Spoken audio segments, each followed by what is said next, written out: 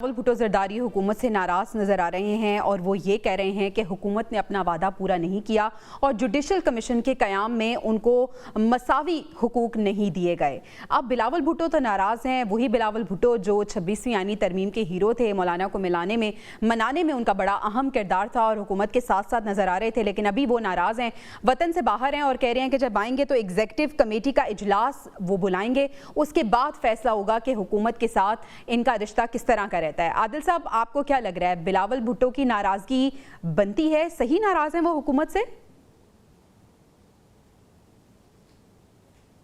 देखिए, वो नाराज़गी जुडिशल कमीशन के हवाले से तो नहीं हो सकती, क्योंकि उन जुडिशल कमीशन में एक उनका नुमाइंदा और एक मुस्लिम लीग नून का नुमाइंदा है। कुछ और जो है चीज़ें हैं जिनकी वजह से वो काफ़ी अरसे से हुकूमत से मशावरत में हैं और कोशिश है कि वो, एक तो उनको पंजाब में स्पेस चाहिए क्योंकि पीपल्स पार्टी चाहती है कि उनकी सर्वाइवल हो वहाँ पर ऑलरेडी जो है वो नून लीग अपनी सर्वाइवल की जंग लड़ रही है।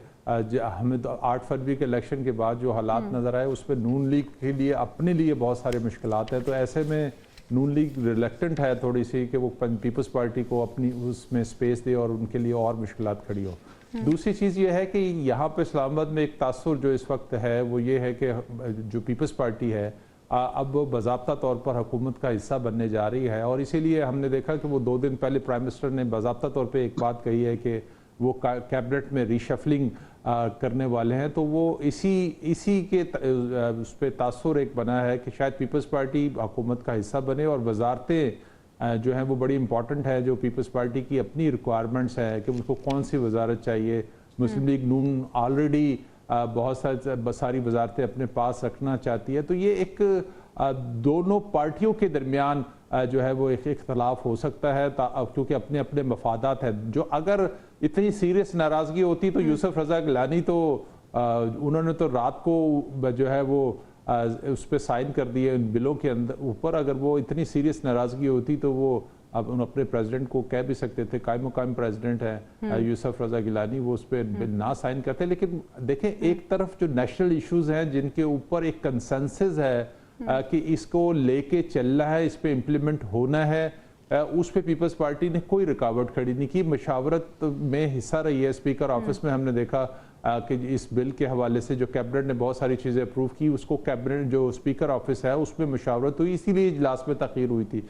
उसके बाद ही ये चीज़ें जो है वो असम्बली में जो है वो टेबल हुई है और उसको मंजूर किया गया। तो ये एक उनकी नाराज़गी जो उनकी अपनी पार्टी के मफादात हैं उसके हवाले से ज़रूर है, और वो इस हवाले से कई दफ़ा जो है प्राइम मिनिस्टर से बात कर चुके हैं, नवाज शरीफ के साथ भी उनके मामलात हुए। लेकिन यानी आपको लगता है ये इतनी संगीन नाराजगी नहीं है, बल्कि ये एक ऐसी नाराजगी है कि कुछ अपने तहफ़्फ़ुज़ात हैं वो बताएंगे हुकूमत से, और उम्मीद भी उन्हें यही कि वो हुकूमत मना लेगी, वो तहफ़्फ़ुज़ात दूर कर दिए जाएंगे।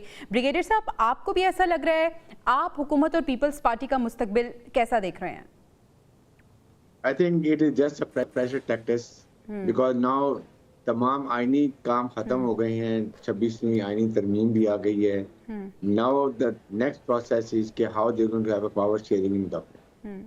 मोस्ट लाइकली फॉरेन मिनिस्टर जो होंगे बिलावल भुट्टो साहब होंगे अब, और उसकी जो पहले ही डिप्टी प्राइम मिनिस्टर इस आर्डर उसी लगाया गया था, खाली हो तो टीसी डिप्टी प्राइम मिनिस्टर होंगे।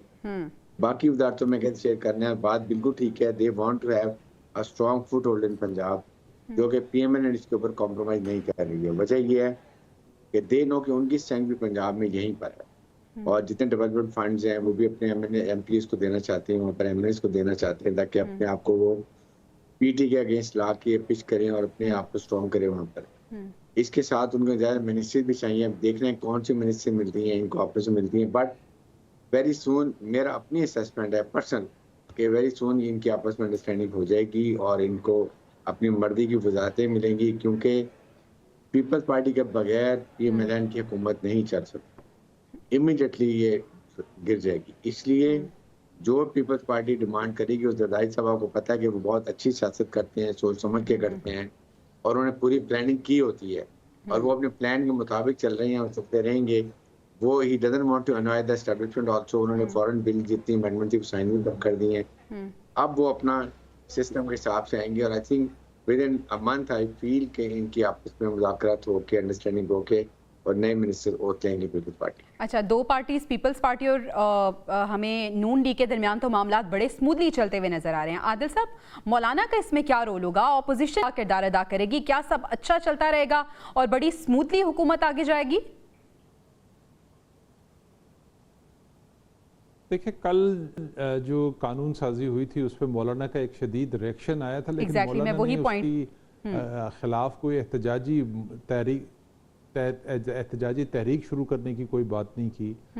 उन्होंने सिर्फ अपने एक रिएक्शन दिया, अपने तहफ़्फ़ुज़ात का इजहार किया हुकूमत के साथ कि आपने 26वें की जो तरमीम थी उसमें से बहुत सारी चीज़ें जो उसका हिस्सा थी वो निकलवा दी, लेकिन हुकूमत ने अपना होमवर्क ऑलरेडी किया हुआ था और इसी वजह से सिर्फ वो तरामीम निकाली गई थी 26वें उसमें से कि जिनकी कानून साजी के ज़रिए जो है मामलात को हल किया जा सके।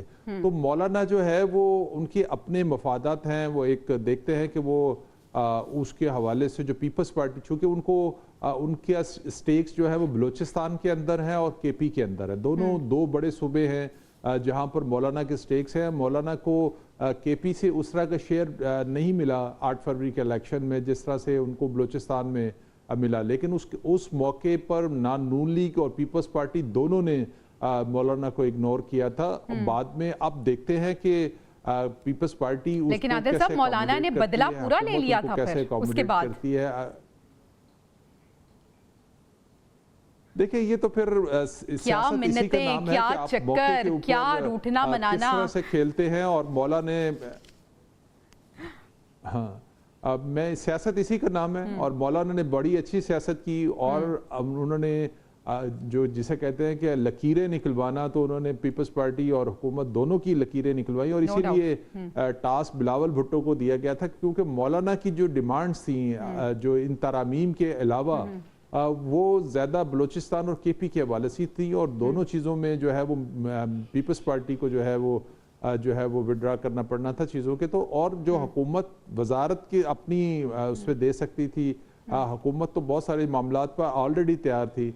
अब देखते हैं कि मौलाना को जो नई हुकूमत साजी होनी है या उसमें जो तब्दीलियाँ आनी है उसमें मौलाना को किस तरह से अकोमोडेट किया जाएगा, पीपल्स पार्टी को किस तरह से अकोमोडेट किया जाएगा।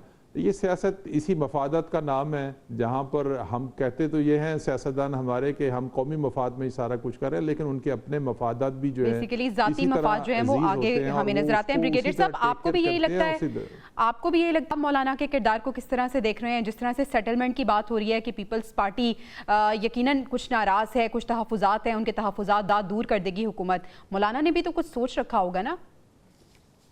देखिए, मौलाना ने अपनी जो है ना पॉलिटिकल स्ट्रेंथ को बहुत ज़्यादा स्ट्रॉन्ग की है। उन्होंने बहुत रिट्रीव किया अपने इमेज को और इस वक्त I think he the most popular and the respected person in among the political parties और आवाम की सोच में। जिस तरीके से उन्हें काफ़ी हद तक 26 अमेंडमेंट के अंदर अपने पॉइंट लेकर आए, कुछ पॉइंट निकाल दिए जो बाद में एक्ट में शामिल हो गए, लेकिन रेस्ट श्योर के मौलाना साहब की डिमांड होंगी वो उन्होंने जरूर मानी होंगी। It can be in KPK। मुझे तो शक है, यू नेवर नो कि वहाँ पर उनका गवर्नर शायद उनका अपना आ जाए, मुझे पता नहीं, लेकिन मेरा अंदाजा ये है।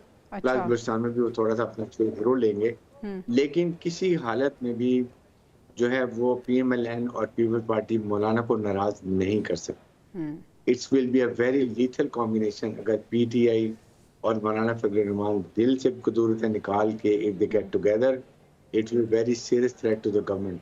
इसलिए ये इनकी सियासी बसीरत होनी चाहिए कि मौलाना को इंगेज रखें, उनकी डिमांड जो है रीजनेबल डिमांड वो पूरी करें और उनको PTI से दूर रखें। आज भी मेरे ख्याल में मुलाकात हो रही है चेयरमैन PTI की मौलाना के साथ, वहाँ पर ज़ाहिर है जो बातें होंगी और वो वेरी ओपन थे, उन्होंने बात की थी कि मैं किसी हालत में ये नहीं होने दूँ। तो इसका मतलब ये है कि मौलाना साहब देखना ये है कि वो कितनी अपनी बात मनवाते हैं। उनकी स्टेक्स बहुत हाई हैं, he is in the very good bargaining chip के अंदर है, अपनी मर्जी मनवा सकते हैं दोनों पॉलिटिकल हुकूमती पार्टियों से।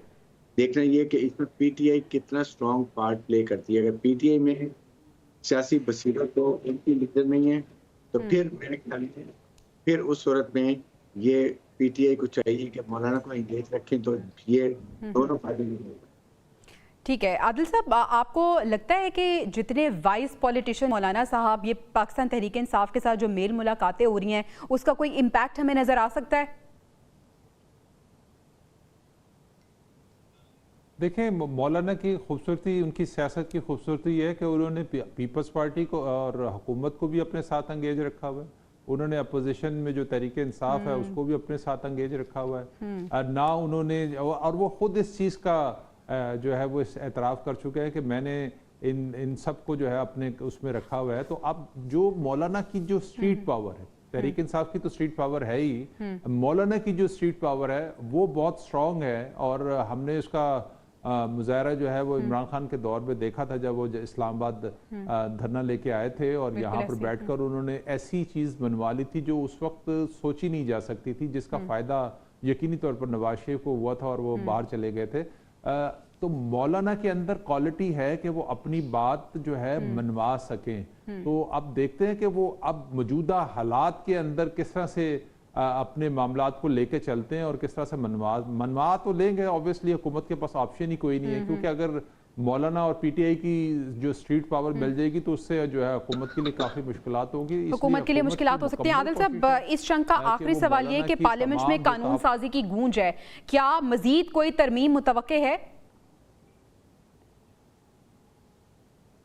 जी बिल्कुल। अभी ये जो पार्ट 1 है जिसमें हमने देखा है कुछ बिल जो कल जो 3 इम्पोर्टेंट बिल थे उस समेत कुछ हुए थे। अभी कुछ सेनेट के अंदर वो मामलात गए हैं जिसमें इंसदाद दहशतगर्दी का बिल है, वो बहुत इम्पोर्टेंट है, जिसके अंदर जो है वो किसी को जो है 3 महीने के लिए जो है वो कैद भी किया जा सकता है, नज़रबंद किया जा सकता है। तो इस तरह के 2-3 बिल और हैं जो हमें जो आने वाला पॉलिटिकल सेटअप है उसमें जो पॉलिटिकल एक्टिविटी है उसको कंट्रोल करने के हवाले से कुछ ऐसी कानून साजियां होती हुई नज़र आ रही हैं। तो वो जो आने वाले दिनों पर जो है उसका असरात हमें नज़र आएंगे।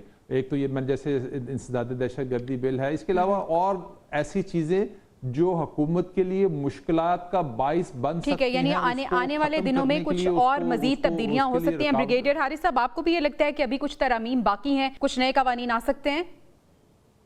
आई थिंक 27 अमेंडमेंट की जो बात चल रही थी वो कहीं ना कहीं आएगी।